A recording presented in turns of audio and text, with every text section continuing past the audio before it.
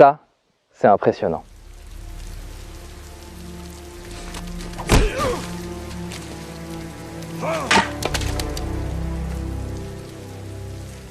Mais ce qu'il est d'autant plus, c'est de tenir tête.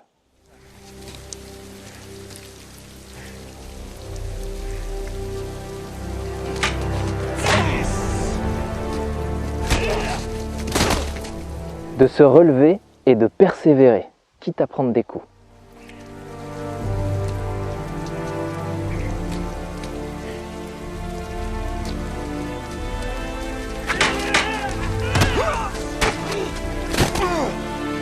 Parce que même si vous ne gagnez pas, vous préservez votre honneur et votre dignité.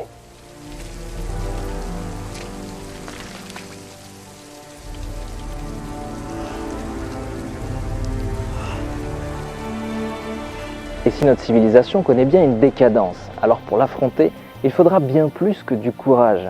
Il sera nécessaire de réveiller nos instincts les plus profonds et de nous relever face à l'adversité, peut-être même de tenir tête au chaos. Pour y arriver, nous aurons besoin d'exemples. Et croyez-le, nous avons beaucoup à apprendre des samouraïs.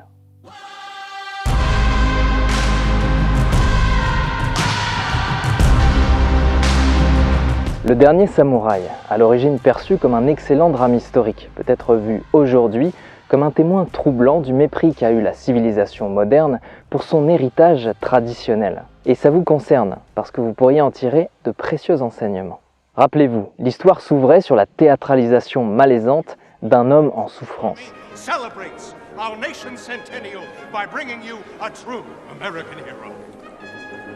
Réduit à une sorte d'incarnation du nouvel ordre industriel qui régnait aux États-Unis après la guerre de sécession, Natal Algren y était contraint de porter le masque d'une société qui méprise jusqu'au plus profond de sa chair.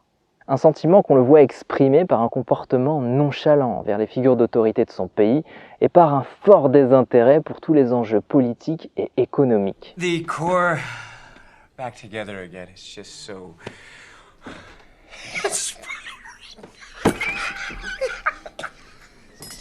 Excuse me. Use the necessities. Ce qui semble rappeler le malaise contemporain qui pousse de plus en plus les peuples à mépriser leur gouvernement. Nathan, lui, apparaît ivre, agressif, imprévisible et rongé par la culpabilité des actes de guerre dont il a été à la fois le témoin et l'auteur. C'est un homme en perte de sens et dont la raison a cédé au cynisme. You could kill yourself 5, 6, 7 braves without ever having to reload. Note the patented loading port. The smooth cocking action. Il n'est plus attaché à aucune valeur éthique, spirituelle ou morale et n'est mis en mouvement que par ses intérêts personnels. And another 500 when we get the job done. À travers lui, on voit s'exprimer la nature vorace et agressive de la civilisation qui a émergé au XIXe siècle et dont nous sommes tous les héritiers aujourd'hui. Toutes les sociétés et groupes ethniques qui ont entravé le progrès en ne respectant pas les règles imposées ont été maltraités ou détruits, à l'image des Indiens dans le film qui ne manque pas de faire référence dans nos esprits à tous les peuples opprimés du monde. Et les valeurs anciennes telles que l'honneur, l'humilité et la dévotion ont été oubliées et remplacées par le culte du dollar et de la vaillance militaire. Dans le monde réel, ça a donné naissance à une société déracinée et en perte de repères, qui ne perçoit son environnement que sous la forme de richesses à exploiter, renie le divin et les traditions et éprouve de plus en plus de difficultés à accepter ses singularités. Aujourd'hui, la dépendance aux technologies modernes et l'hyperconnectivité sous couvert de créer du confort nous ont rendus de plus en plus vulnérables. Et paradoxalement, elles ont rongé le lien social au lieu de le renforcer, ce qui favorise la montée de l'individualisme et de ses convoitises matérielles. Même le débat d'idées et la confrontation d'opinions, qui étaient pourtant des principes philosophiques fondamentaux, sont mis en danger par la volonté d'éviter les offenses et les différences. Sans parler de l'omniprésence du rationalisme qui nous pousse à percevoir le monde qu'à travers la raison et la logique, et nous font oublier les sphères subtiles de l'empirisme, du ressenti et de l'intuition, des qualités de l'être qui nous distinguent pourtant de toutes les formes d'intelligence artificielle d'aujourd'hui et de demain. Sans oublier la perte de lien avec la Terre et l'élimination massive de la biodiversité. Aujourd'hui, c'est toute une génération de jeunes adultes qui éprouvent un sentiment de sidération face aux aberrations de la société fragmentée qui les a vus naître. Une génération perdue entre deux époques et qui devra sûrement souffrir pour que naisse un nouveau monde. Autant de paramètres qui semblent nous rapprocher de ce qu'éprouvait Natal Algren au début du film. God bless you all. Et comme le disait Inazo Nitobe, cet érudit japonais célèbre pour avoir écrit le livre Bushido, l'âme du Japon. La décadence d'une époque est le moment où les civils aiment l'argent et les soldats craignent la mort. Mais la décadence n'est pas une nouveauté, l'humanité l'a déjà traversée. Et croyez-le, il y a encore des ouvrages en lesquels on peut se fier. Le code d'honneur des samouraïs pourrait devenir l'un de vos piliers. Même si la peur m'assaille, je partirai comme un samouraï. On joue dans un champ. Les samouraïs, ces guerriers puissants, érudits et raffinés, sont guidés par un code de conduite qui leur est propre. Ce code, c'est le Bushido. On peut littéralement traduire par la voie du guerrier. C'est un ensemble de règles éthiques et morales qu'ils devaient suivre à la lettre. Il est basé sur des valeurs fondamentales telles que l'honneur et la loyauté, et ils régissent leur vie jusqu'à la mort. À travers le Bushido, ces guerriers japonais trouvaient un moyen de vivre avec dignité et de se conformer aux normes élevées de leur classe. Et ils cherchaient à atteindre l'excellence dans toutes les facettes de la vie, militaire, civile, intime et spirituelle. Bien que ces enseignements aient une forte orientation martiale, ils sont imprégnés par de nombreuses influences culturelles et philosophiques de l'ancien Japon. D'ailleurs, ce serait en temps de paix que ce code moral a été mis en valeur, enrichi et inculqué aux vaillants experts d'arts martiaux se trouvant au chômage. Et contrairement à ce qu'on pourrait croire, ce code n'est pas écrit, tout au plus quelques maximes se transmettent de bouche à oreille et sont calligraphiées par des érudits ou d'illustres guerriers. Et donc, son autorité sur les disciples aurait été d'autant plus grande que ces lois ne s'inscrivaient pas sur le papier, mais directement dans les cœurs. I never remember like this for ourselves. We are all dying.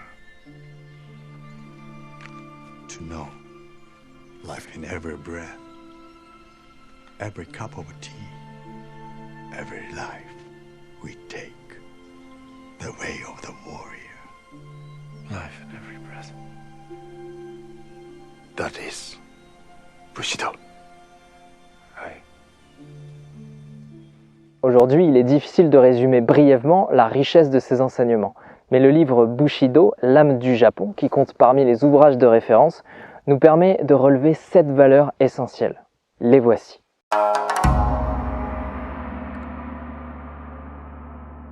La rectitude et le devoir. Cette citation permet de l'illustrer. Si ce n'est pas l'amour qui pousse aux actes de vertu, il faut bien avoir recours à l'intelligence de l'homme, et que sa raison soit prompte à le convaincre de la nécessité d'agir avec droiture.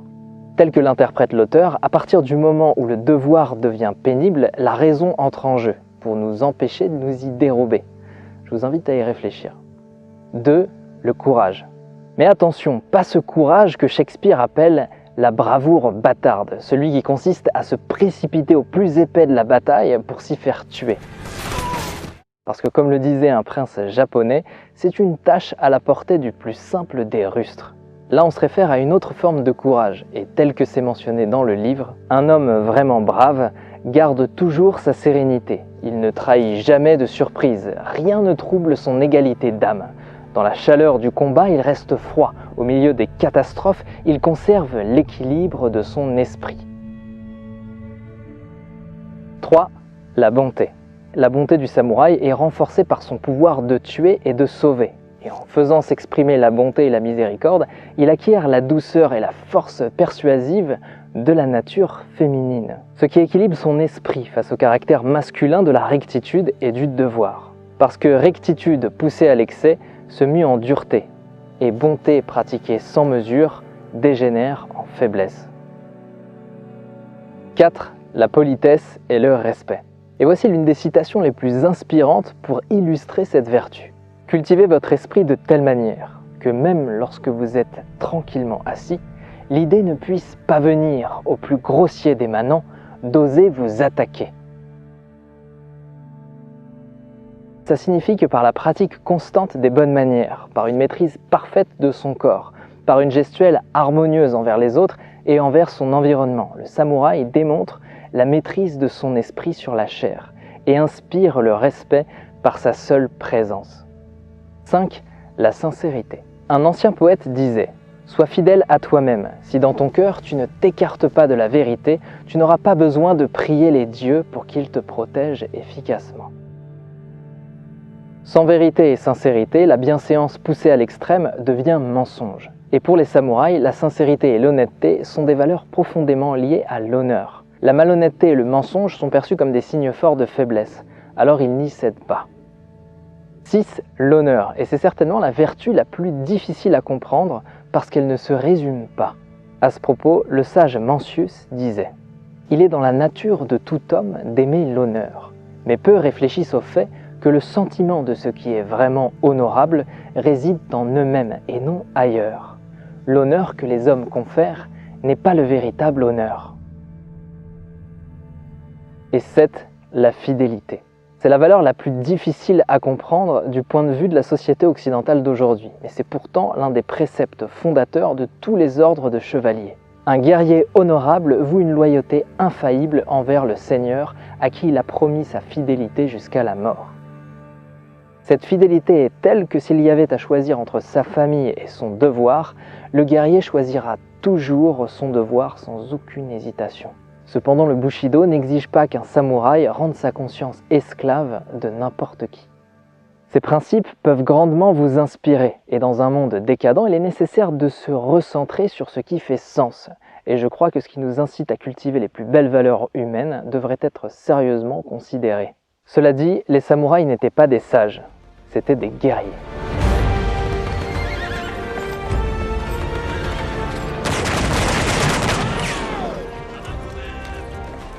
Lorsque Nathan est missionné pour entraîner les forces de l'Empire, il est habité par cette bravoure bâtarde que décrit Shakespeare.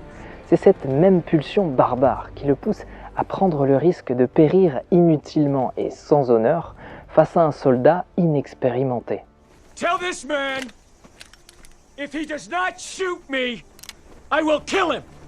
Comme s'il était prêt à saisir la moindre opportunité de mourir pour se libérer de la souffrance qui l'habite.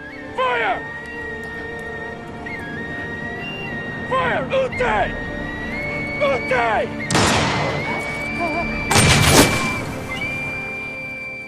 À l'image des plus démunis d'entre nous, qui, accablés par le sentiment de vivre dans un monde qui ne les comprend pas, se sentent parfois prêts à céder à leurs démons. Du coup, j'ai parfois eu des pensées suicidaires et j'en suis peu fier. On croit parfois que c'est la seule manière.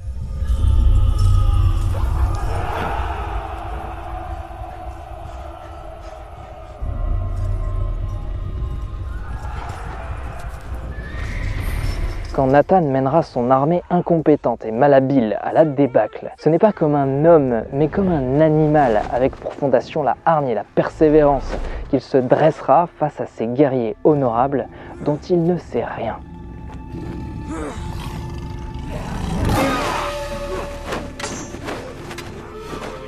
Et c'est là qu'il fera la rencontre inattendue de l'une des premières vertus des samouraïs, cette noble pitié qui confère aux guerriers une forme de douceur, qui n'est pas seulement un réflexe de l'instinct, mais aussi un hommage conscient à la justice, la bonté.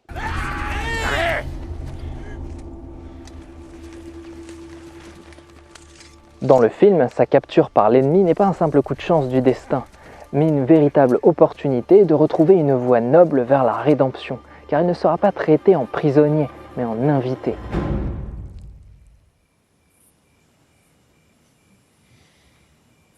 Il logera comme l'un des leurs et recevra une initiation au Bushido.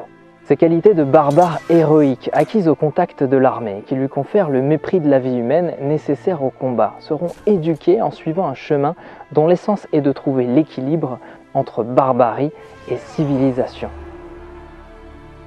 Et c'est là qu'il est intéressant de se référer à l'Hagakure, un ouvrage dans lequel Yamamoto Tsunemoto évoque la décadence des samouraïs de son époque, qui sous l'effet de la modernité sont devenus des êtres efféminés et démunis de l'agressivité et de la hardiesse nécessaires à l'accomplissement de leurs devoirs.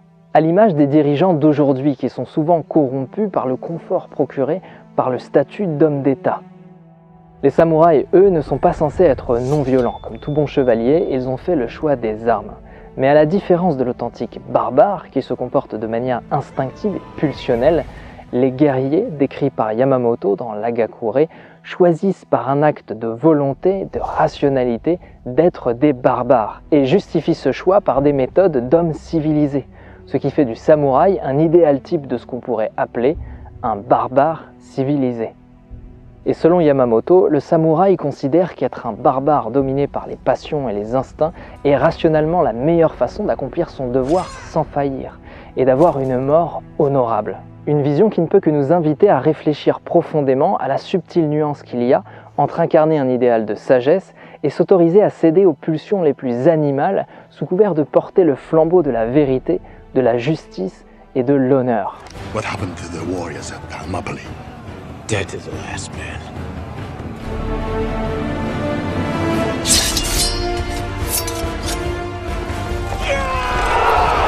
C'est au milieu d'un champ de bataille converti en exécution massive de guerriers désarmés qu'il honorera par son sabre celui qui plutôt avait choisi de l'épargner, mettant à terre de la plus noble façon le dernier des samouraïs.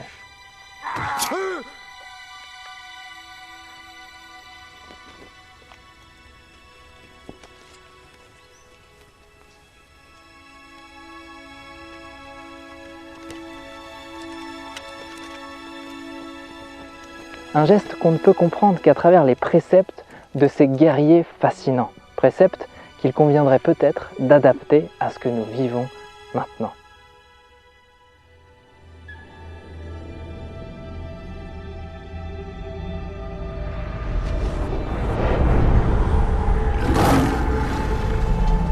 Alors que notre civilisation se trouve en face de l'un des plus grands défis de son histoire, qu'elle doit s'unir pour affronter les bouleversements en cours et espérer s'adapter à des conditions de vie de plus en plus difficiles. Encore une fois, nous remettons notre destin entre les mains de la politique, qui, comme toute chose en ce monde, connaîtra une fatale décadence. Pourtant, tel que nous l'ont enseigné les sages et philosophes du passé, si la politique a pour fin la vertu, le seul titre pour l'exercer sera toujours la sagesse.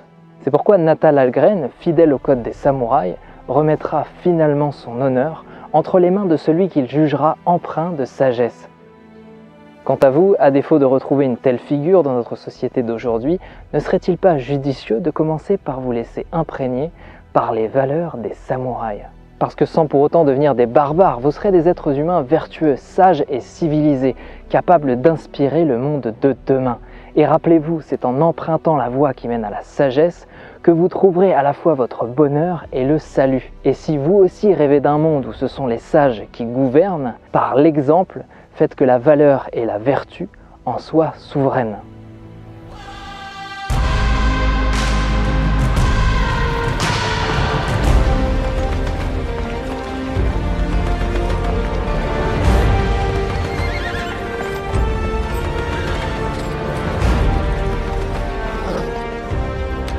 Si vous faites partie de ce petit groupe de personnes qui savent que pour être meilleur, il est nécessaire de vous entraîner, je vous invite à rejoindre le cercle privé. Je vous enverrai des articles cohérents avec le contenu des vidéos et des programmes d'entraînement. C'est le premier lien dans la description.